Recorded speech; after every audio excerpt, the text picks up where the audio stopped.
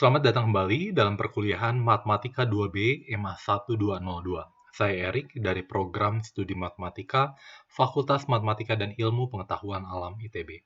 Pada kesempatan kali ini kita akan berbicara tentang bab baru, yaitu tentang fungsi banyak peubah. Mari kita masuk ke dalam pembahasan yang pertama, yaitu secara khusus kita akan melihat fungsi dua peubah. Berikut adalah definisinya. Fungsi dua peubah adalah fungsi real. Dengan dua peubah real adalah fungsi yang memadankan pasangan terurut x anggota R2 ke sebuah bilangan Z anggota real. Notasinya Z sama dengan fxy, dengan xy-nya itu disebut peubah bebas, dan Z-nya disebut variabel terikat karena dia bergantung dari x dan y yang diberikan. Jadi saya punya ini fungsi dari R2 ke R1. Oke ya, dia perlu dua masukan, makanya dia dari fungsi dari R2. Tapi nilai fungsi ketika kamu X-nya fix dan Y-nya fix, maka ini adalah sebuah nilai real. Maka dia adalah fungsi yang memadankan dari R2 ke bilangan real. Jadi seperti ini ya. Jangan lupa ini di dimensi 2, ini di dimensi 1. Oke, daerah definisi atau domain dari fungsi f dinotasikan dan df adalah kumpulan semua pasangan xy sehingga fxy terdefinisi atau punya nilai. Dan daerah nilai atau range dari fungsi f, rf, itu adalah himpunan z sehingga z-nya itu sama dengan fxy untuk setiap xy anggota df. Tentukan daerah definisi dari contoh di atas, lalu gambarkan. Oke ya, mau melihat daerah definisi.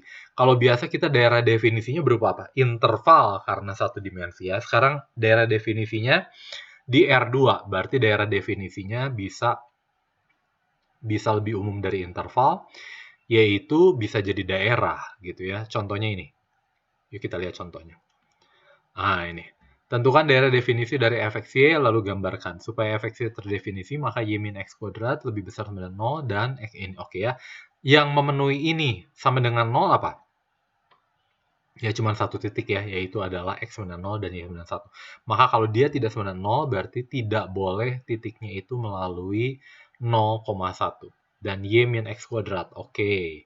Jadi daerah definisinya adalah ini, menggambar daerah definisi f. Jadi saya punya y sama dengan x kuadrat. Perhatikan bahwa grafik, jangan lupa ya, ini terus sampai tak hingga. Grafik y sama dengan x kuadrat ini membagi daerah R2 ini menjadi dua bagian. Daerah di dalam dan daerah di luar. Kalau boleh sebut ini luar dalam ya. Membagi menjadi daerah, atau mungkin kita sebutnya daerah atas dan daerah bawah. Kalau boleh disebut daerah atas, daerah bawah. Jadi untuk mengecek apakah daerah atas atau daerah bawah, kita ceknya lalu menggunakan 1,0. Ambil satu titik pada daerah ini, lalu kamu cek. Begitu kamu substitusi, saya punya 1,0, 0 dikurangi min 1. Min 1 ini akan lebih kecil. Artinya dia bukan daerah yang dimaksud. Berarti saya punya daerah ini yang sebenarnya adalah yang saya punya. Oke ya. Selanjutnya, saya tidak boleh xy-nya itu tidak boleh 0,1, berarti tidak boleh yang ini, dibolongin biasanya. Jadi saya punya daerahnya adalah ini, ke atas, termasuk y sama dengan x kuadratnya, karena ini lebih besar sama dengan 0. Dan ini. Mungkin cara lain saya bisa melihat ini adalah y yang lebih besar sama dengan x kuadrat. Jadi, y yang sama dengan x kuadrat itu adalah parabola ini. Kalau saya mencari y, ketinggian yang lebih besar dari x kuadrat, tentunya ketinggian yang di atasnya. Gitu ya, makanya saya dapat daerah di atas, dikurangi titik 0,1. Seperti itu. Oke, kita lanjut. Itu adalah menggambar domain. Kamu harus bisa menggambar domain ini untuk berbagai. Ini ada contohnya juga, kamu coba sendiri. Nah, ini adalah sebuah contoh yaitu wind chill index. Jadi di daerah yang beriklim dingin, ternyata temperatur yang dirasakan seseorang bukan hanya melulu berdasarkan temperaturnya, tapi berdasarkan kecepatan angin pada saat itu. Jadi dia punya fungsi wind chill index itu, temperatur yang dirasakan, itu adalah fungsi dari temperatur yang sebenarnya dengan kecepatan angin pada saat itu. Jadi kalau aslinya min 15 derajat Celcius, kalau kecepatan anginnya 80 derajat Celcius, lihat, kamu berubah menjadi minus 31. Oke ya, jadi ini adalah sebuah contoh fungsi dua peubah. Ini ada contoh fungsi dua peubah lagi, yaitu body mass index BMI ya. Ini terkenal sekali, berat ideal mengukur berat ideal seseorang. Dia masukannya berupa dua buah nilai. Jadi ini fungsi dari R2 ke R1 gitu ya. Oke. Selanjutnya misalkan F fungsi dua peubah dengan daerah definisi DF. Grafik dari F adalah kumpulan semua titik X, Y, Z anggota R3. Ini grafik ya. Kalau sama seperti kalau Y sama dengan Fx, grafiknya adalah apa? Di X, Y. Kalau sekarang saya Z sama dengan Fxy, grafiknya ya di X, Y, Z di anggota di R3. Oke ya, sehingga Z Fxy dan Xy anggota DF. Grafik dari fungsi dua peubah merupakan sebuah permukaan di R3. Nah ya, seperti ini. Lembaran saja. Kenapa? Cuman kira-kira selembar gini. Karena ingat, fungsi ini itu harus memetakan setiap titik pada domain, yaitu di R2 ini, di lantai, dengan tepat satu titik di permukaannya. Ya, jadi biasanya kamu permukaan itu cuma punya satu lembar, tidak mungkin dua lembar. Kalau dua lembar, artinya kamu untuk satu domain kamu mempunyai dua buah ketinggian. Artinya dia bukan fungsi. Dia bukan fungsi. Jadi karena dia fungsi peubah, nanti dia punyanya adalah permukaan. Permukaannya juga tidak boleh berlipat-lipat, kira-kira seperti itu ya. Gambarkan grafik ini. Kamu sudah tahu. Ini Z sama dengan 6 min 3X min Y. Ini adalah apa?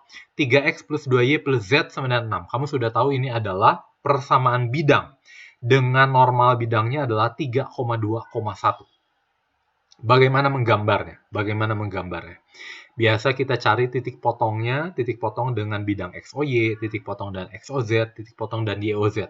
Kalau kamu sudah tahu, misalkan dia melalui titik ini, karena sudah tahu dia adalah bidang, 3 titiknya kamu gambar, nah, kamu hubungkan ke 3 titik itu bidang yang saya mau. Jangan lupa bidangnya tidak hanya segitiga ini loh, dia akan terus keluar ya. Sama seperti kalau saya menggambar garis di R2. Itu tidak hanya sekedar ruas garis, tapi tentu memanjang dari tak hingga ke min tak hingga. Dengan cara yang sama yang seperti ini juga. Nah, coba kamu gambar grafik ini. Oke, coba ya. Nah, gambarkan grafik ini dengan cara yang sama. Saya lihat perpotongnya dan bidang XOY, bidang XOZ, dan seterusnya. Tapi ini bisa cepat ya, karena saya tahu begitu dikuadratkan ini adalah persamaan permukaan bola, gitu ya. Oke, tapi Z-nya harus positif, berarti setengah permukaan bola, yang atasnya saja. Z lebih besar sama dengan 0, jadi grafiknya seperti ini. Termasuk ketika Z-nya sebenarnya 0 masuk ya, karena karena boleh 0. Gambar grafik ini ya biasa yang kita lakukan, cari perpotongannya dan sumbu X, cari perpotongan dan sumbu Y, dan seterusnya. Perpotongan dan ini kalau kamu tahu adalah ini, sehingga saya punya irisan dan bidang Z sama dengan K adalah berupa elips. Jadi saya punya gambarnya adalah seperti ini. Oke ya. Jadi tadi kita sudah melihat kalau menggambar bidang gampang. Kamu ambil 3 titik, biasanya 3 titiknya kamu ambil di sumbu-sumbu koordinat, di sumbu X, sumbu Y, sumbu Z. Kalau kamu sudah dapat, hubungkan ke 3 titik itu adalah bidang yang kamu dapat. Salah satu lainnya adalah kalau saya bentuk khusus, contohnya adalah ini. Kalau saya tahu dikuadratkan ini adalah permukaan bola, persamaan permukaan bola. Tapi Z-nya positif, oke. Atau juga saya potongkan dengan XOZ, YOZ, gitu ya. Nah, terakhir ini bisa juga kita lakukan dengan memotongkan dan bidang Z sama dengan K. Nah, teknik ini teknik terkenal yang biasanya kita sebut menggambar kontur, yaitu menggambar dengan kurva ketinggian. Kamu jadi lihat, pada ketinggian 0 dia titik, pada ketinggian 1 dia ada lingkaran berjajar 1, pada ketinggian 2 dia ada lingkaran berjajar akar 2, dan seterusnya. Dengan cara itu, lalu saya bisa kira-kira membayangkan gambarnya seperti apa. Oke ya. Nah, ini adalah kurva ketinggian atau level curve. Tentunya kamu sudah tahu ya, kalau kamu pramuka, sudah biasa level curve ini ya, sudah kamu sering lihat. Diberikan sebuah permukaan Z sama dengan Fxy. Nah, iriskan permukaan ini, Z sama dengan K. Tentunya irisan dari ini adalah lingkaran. Saya proyeksikan ke bawah. Nah, ini disebut kurva Fxy sama dengan K. Jadi, kurva ketinggian K. Kurva ketinggian K. Kurva saat ketinggian K, kurvanya itu adalah ini. Gitu ya. Pada saat 0 tidak ada. Pada saat ini misalkan ketinggian berapa adalah titik, misalkan seperti itu. Nah, jadi hasil proyeksi ini disebut kurva ketinggian dari Z dengan ketinggian K. Nah, kurva ketinggian dari fungsi dua peubah adalah kurva di bidang XY dengan persamaan fx sama dengan K, di mana K anggota LF. Gambar beberapa kurva ketinggian dan berbagai K disebut peta kontur. Gambarkan peta kontur ini, oke ya? Mari kita lihat. Pada fungsi ini Z akan lebih besar sama dengan 0. Oke, ketika Z-nya sama dengan 0, oke, jadi kalau saya kuadratkan, saya punya ini, tentunya ini adalah persamaan elipsoida ya. Dari persamaan terakhir, jelas Z-nya itu lebih besar dari 2. Kenapa? Oke, karena ini positif ya. Dan ini lebih kecil sama dengan 2 ya. Karena kalau lebih besar, ini negatif. Tidak mungkin ada titik X yang penuh. Oh, bagus ya, lucu juga. Persamaan ketinggian, kurva ketinggiannya adalah oke. Jadi untuk K-nya sama dengan 2, kurva ketinggiannya adalah 0. Oke, jadi titik ini. Untuk K-nya antara 0 sampai 2, K-nya antara 0 sampai 2, saya punya adalah ini. Ya oke ya, jadi boleh digambar seperti ini. Berikut kurva ketinggian untuk K sama dengan 0. Oke, K sama dengan 1, K sama dengan 1,5, K sama dengan 1,8, dan 2-nya adalah titik ini. Jadi kamu bisa bayangkan di lantai dasar adalah ini, naik sedikit yang hijau, naik sedikit lagi yang biru, naik sedikit lagi yang biru tua, dan terakhir adalah titik. Jadi ini seperti, ya ini elipsoida ya, kamu sudah tahu ya. Oke. Nah, kamu coba beberapa lagi. Oh, ya oke ya.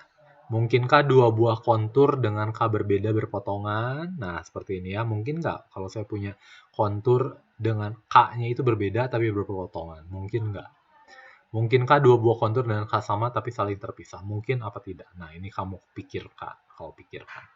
Gunakan peta kontur di samping untuk memperkirakan f1,3 dan f4,5. Ya, kamu coba sendiri ya. 1,3 di sini, dia ada di antara ketinggian 70 dan 80, ya 75 lah kira-kira. Ya gitu ya, kamu coba sendirilah. Gambarkan peta kontur dari ini. Z sama dengan X kali Y. Oke. Berarti saya menjadi X kali Y sama dengan K. Jadi Z-nya itu sebagai K ya. Ketika 0,25 saya dapatkan ini. Oke, minus 0,25 ini. Oke. Ya. Jadi kamu bisa bayangkan adalah apa?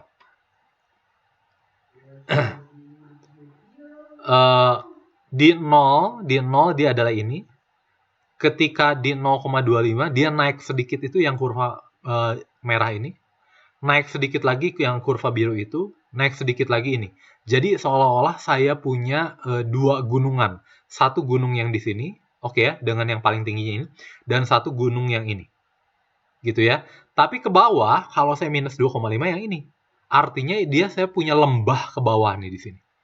Jadi ini yang biasanya kita kenal dengan titik saddle. Ya, karena ini menyerupai saddle. Maksudnya gimana saddle, Pak? Ya, kamu bayangkan kamu duduk kakinya itu di sini. Kakinya itu di lembah-lembahnya.